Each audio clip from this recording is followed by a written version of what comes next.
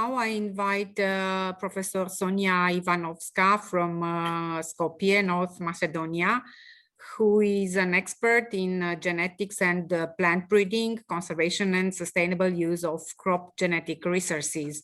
Dear Professor Ivanovska, please provide your presentation. The floor is yours. Thank you, Christina. First, I'm going to share my presentation, and in the meantime,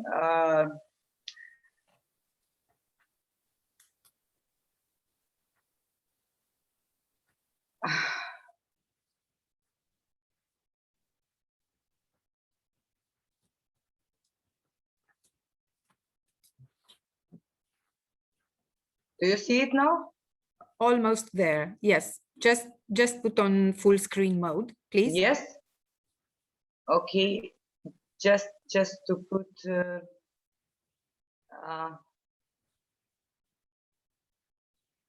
Okay. Yes. Great. Yes. Okay.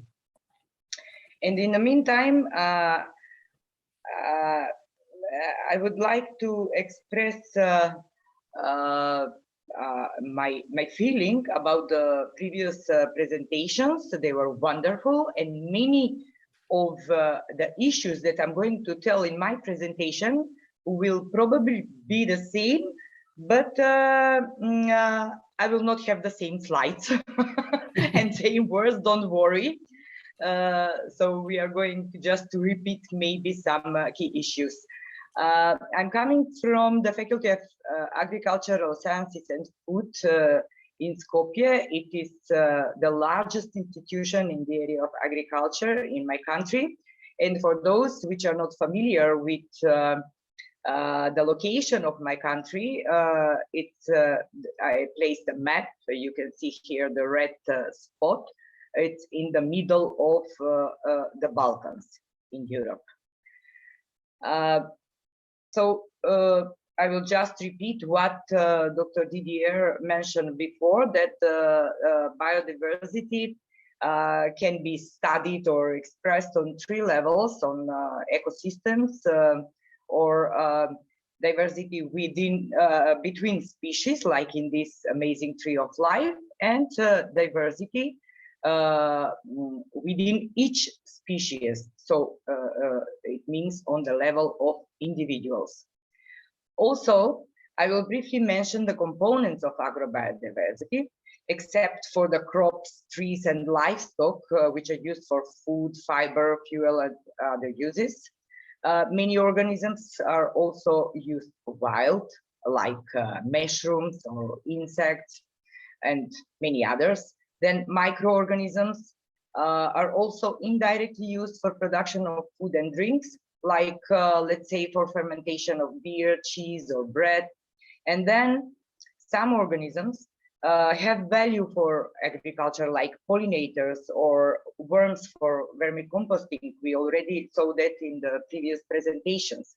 So we can freely say that agrobiodiversity is composed of all organisms that are used or have any kind of indirect value to agriculture, which is, we can say, quite similar to the overall biodiversity. All started with domestication of wild species many years ago, but it is important that this domestication was conducted with trait-based selection in order to get more food.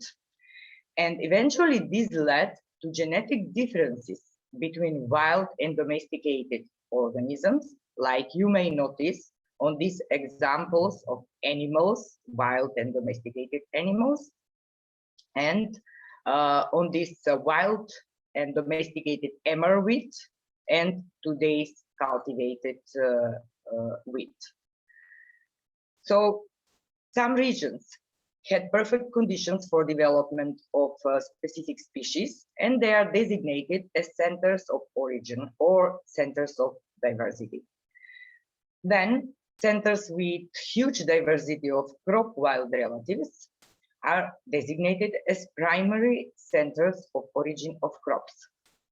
But according to Conservation International, there are also 35 biodiversity hotspots, or places with huge number of plants and animals that are usually found in no other place. Many crops and livestock were independently domesticated at different times and in numerous places. This means that from the centers of origin, they were redistributed in many places carried by humans. And for example, as you can see on this map, barley was domesticated in 4 different centers. What happened after the spread of people and species? Such a global dispersal of people and species reshaped the composition and the abundance of native and cultivated species. In different regions, certain crops were more suitable, they were widely cultivated, or maybe they were preferred by local population. And that is how the secondary centers of origin or of diversity were developed. So those are regions of high diversity developed as a result of subsequent spread of a crop. I will illustrate this phenomenon with our own research of beans diversity in North Macedonia. As we all know, beans originate in America, the primary center of diversity, but these miraculous seeds were brought by the sailors into the Iberian Peninsula and spread throughout Europe, but they were not frequently cultivated everywhere. Climate in the Mediterranean region, especially in the Balkans, was perfect for beans, plus the seeds were highly valued by the local people, even now. For ages, they used to grow many different types of just 2 species, common beans and scarlet runner beans, especially those of common beans. So in time, huge number of landraces was created, and that is why this region is considered as secondary center of bean diversity. You may look at the photos of over 500 different bean seeds that can be found in North Macedonia, which are presented in this book published this year. The link for the book is below these cover pages. I can show you also like this on the screen. Further reshaping of diversity continued due to mainly due to agricultural intensification, which was really strong in the 20th century, and due to extraordinary diversification of foods and diets. And finally, I have to mention also that diversity was increased by modern breeding. Or maybe we can say that it was decreased. Many sophisticated breeding methods, like hybridization, mutations, genetic engineering, they all have one purpose: to create commercial varieties with improved traits and higher yields. But if we look at the field of maize hybrids, then we have to know that all plants in that field are one genotype. So there is no, practically there is no diversity on that field. How are genetic resources used for crop breeding? The Green Revolution, we heard about that. When significantly higher yields in wheat and rice were achieved, owes its success to one resource: a short-stemmed Japanese wheat.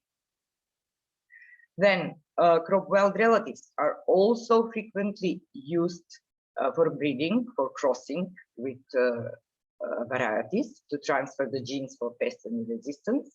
And I will just mention one example of neglected crops, like this example of Bambara bean, which now in the face of climate change is becoming an interesting crop for breeding because it is durable, drought resistant, able to grow in any soil conditions.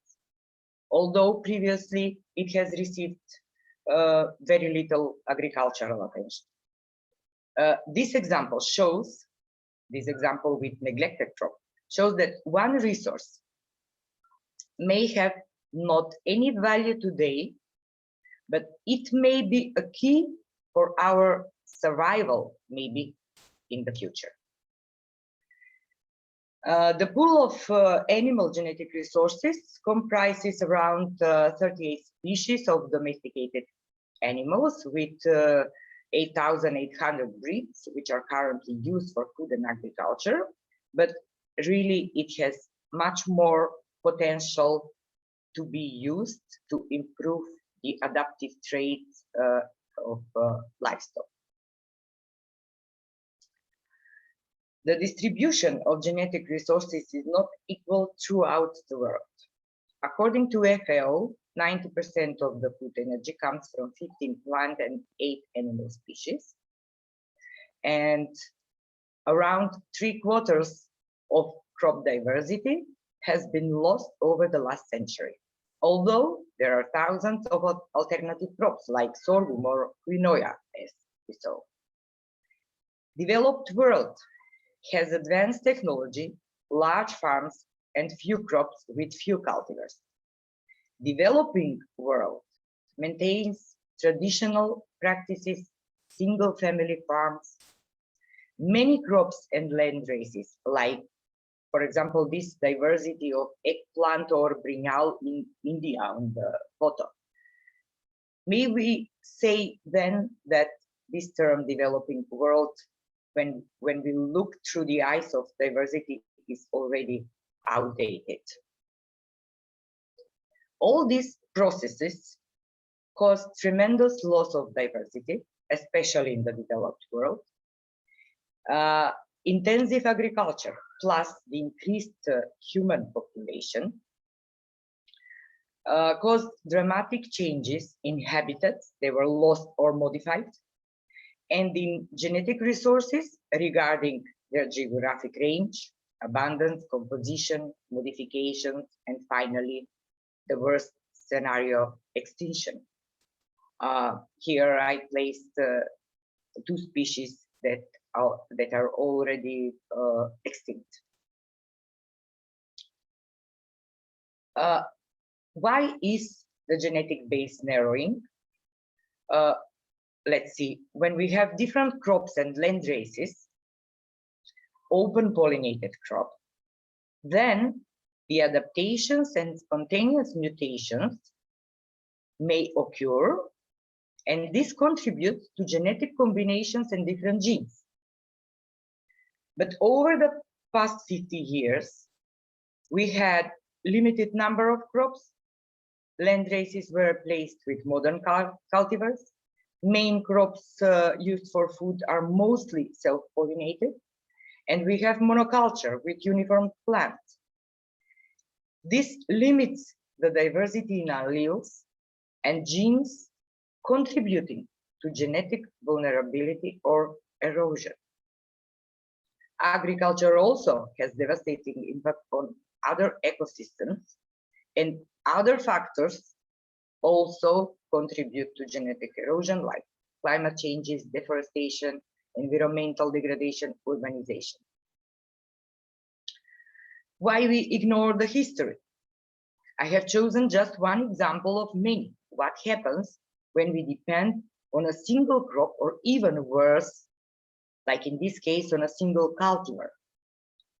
The Great Famine in Ireland happened because only one potato variety, lumper, was main food for the Irish population. As all potatoes are clones and genetically identical, they all were susceptible to late blight and devastated. 1 million people died of starvation in 3 years, and more than 1 million emigrated. For all these reasons, many global actions were undertaken for preservation of agrobiodiversity. Some of them are listed in your materials. All these actions had three main objectives. First, conservation of genetic resources. Second, their sustainable use. And the third objective is fair and equitable sharing of benefits arising from the utilization of genetic resources. The idea in the 60s was that genetic resources are the legacy of humanity and should be available for sharing. But then reality showed that the poor countries are practically providers of resources, while the rich countries use them for breeding and make profit. And this unbalanced picture resulted in Nagoya Protocol, which regulates the access to and use of genetic resources with various documents. So to accomplish the first goal, conservation, you have to start with collecting genetic resources. The Russian scientist Nikolai Vavilov conducted over 100 expeditions, collecting around 50,000 accessions, and they're described in this book, 5 Continents.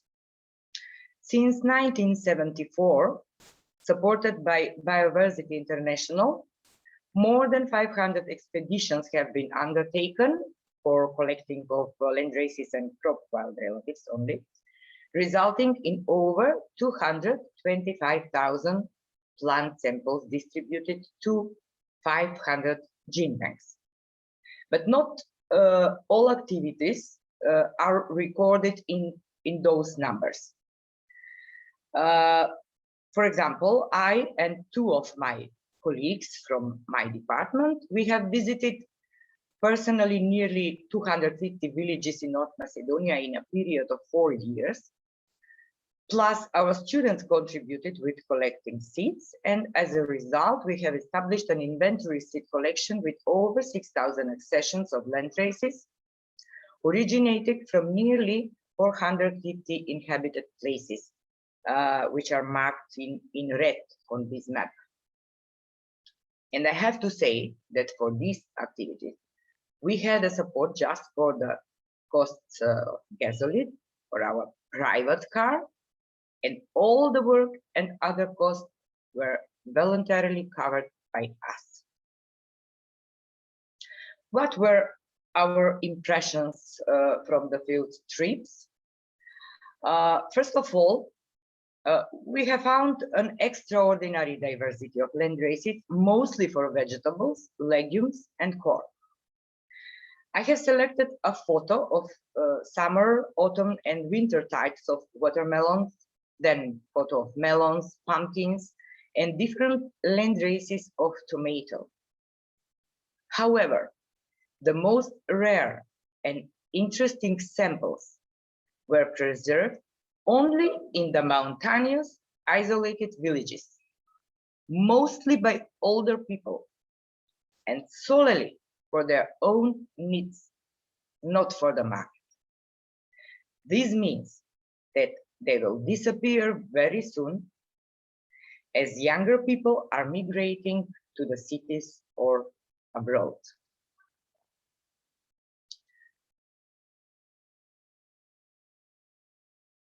This photo shows one part of corn diversity in our collection, with some very rare colored popcorn seeds in the down rows.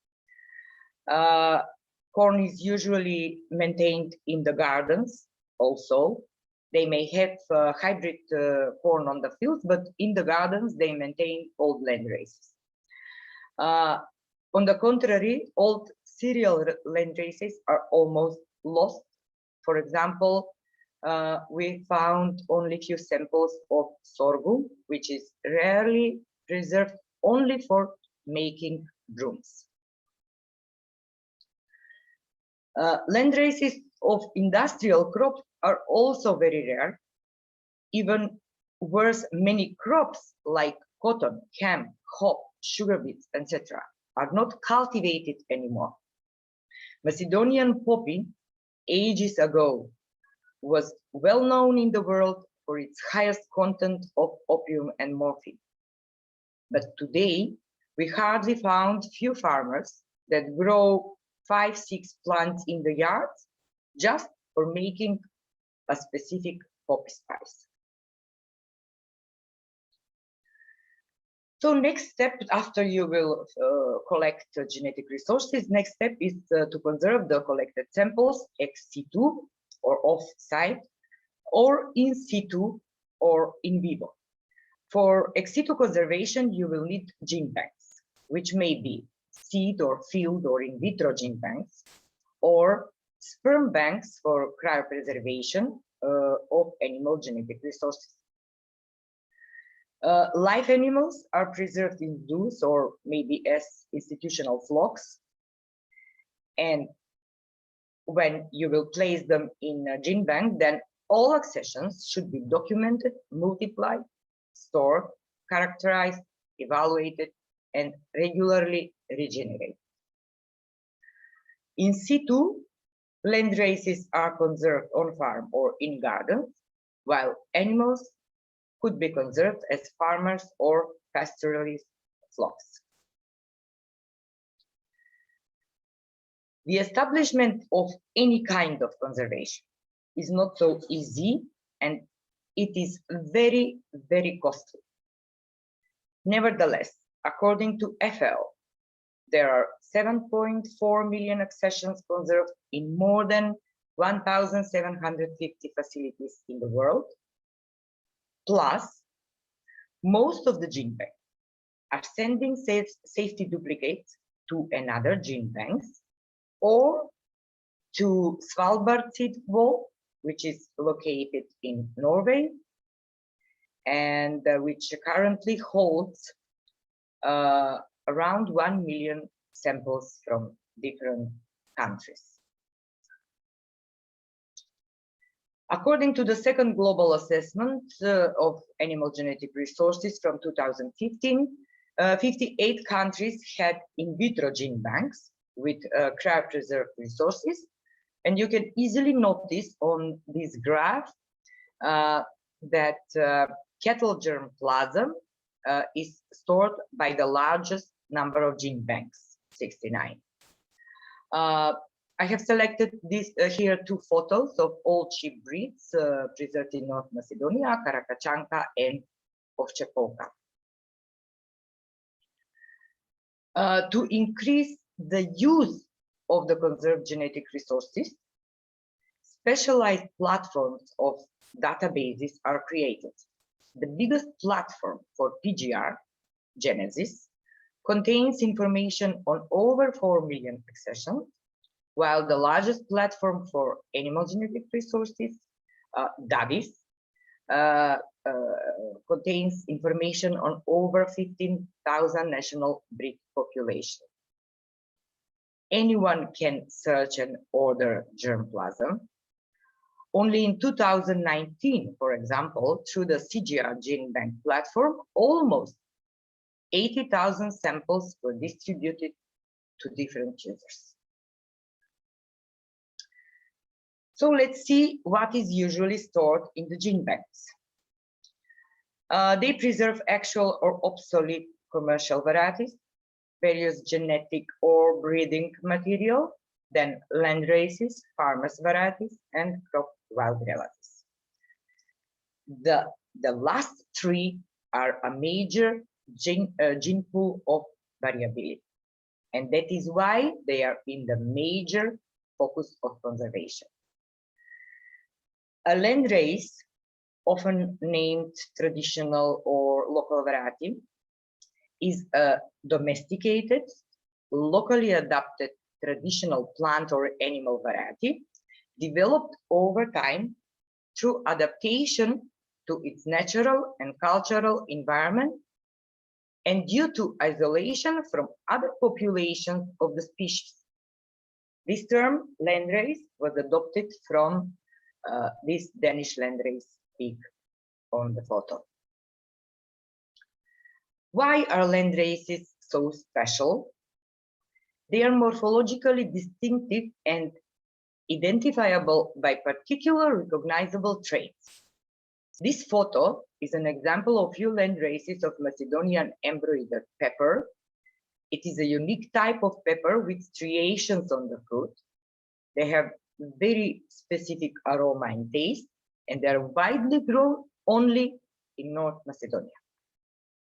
Then land races remain dynamic and well adapted to the local environment.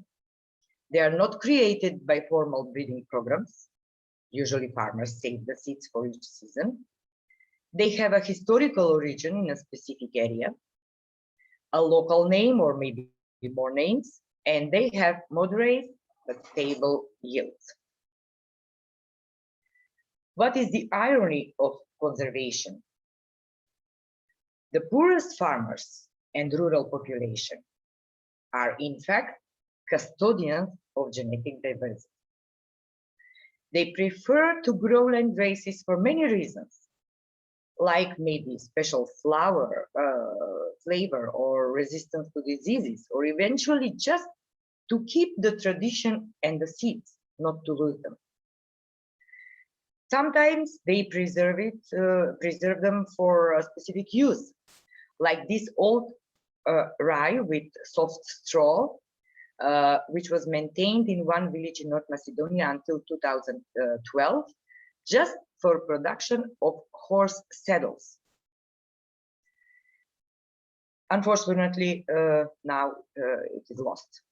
So today there are many organizations that are reviving old land races, and usually they are promoted under the term heirloom seeds.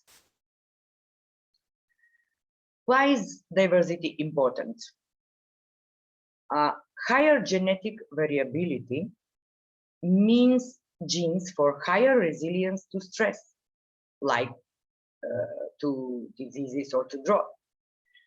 Such plants will always better adapt to changes, they will attain stable yields, and they will provide food security.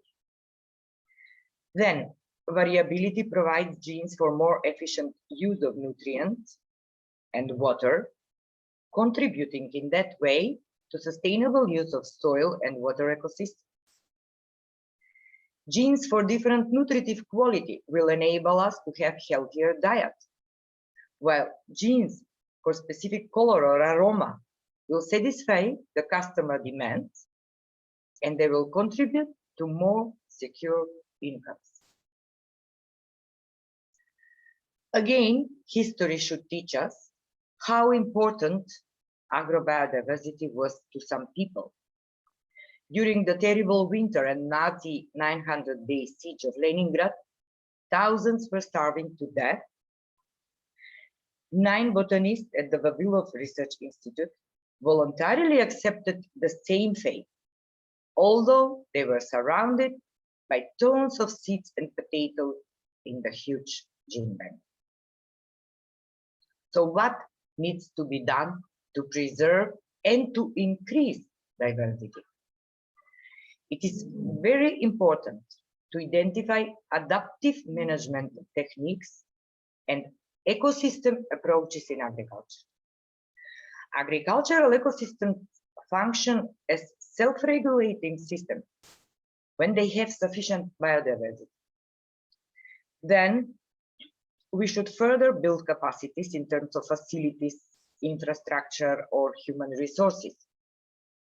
Databases of traditional knowledge should be established, and farmers have to be included in the conservation program.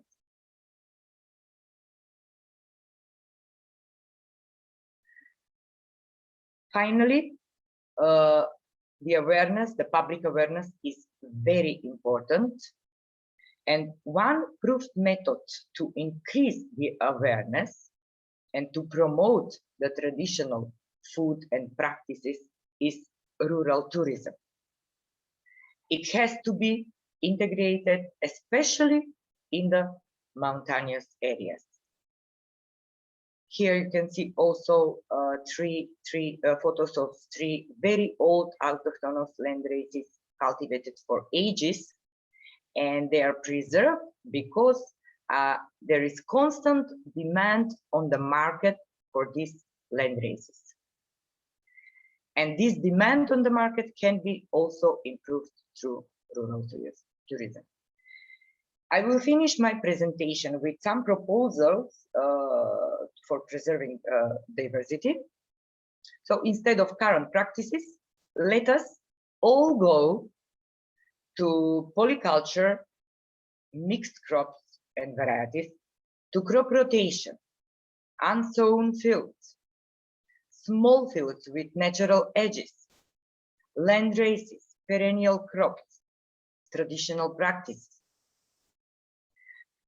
diverse diet and slow food. We can purchase veggies from the local farmers. We can organize seed fairs. We can collect from the wild. And let us all start with a new hobby, gardening. Thank you for your attention. Thank you, Professor Sonja Ivanovska from Republic of North Macedonia for this interesting presentation of importance of genetic diversity, as well as for the invitation to rural tourism and home gardening. So I consider all the information you provided very useful for all the attendants. And now